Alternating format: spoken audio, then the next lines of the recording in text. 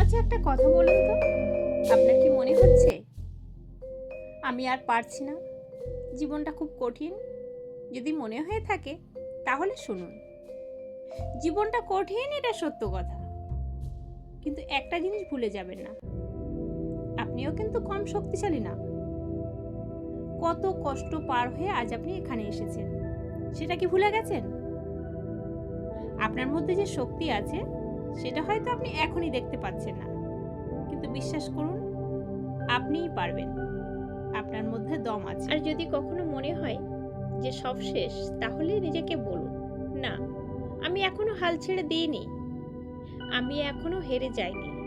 আর এই কথাগুলো একটু হলেও আপনার মনে যদি অনুপ্রাণিত করে, সাহস এনে দেয়, শক্তি যোগায়, তাহলে একটা লাভ রিয়াক্ট দিন।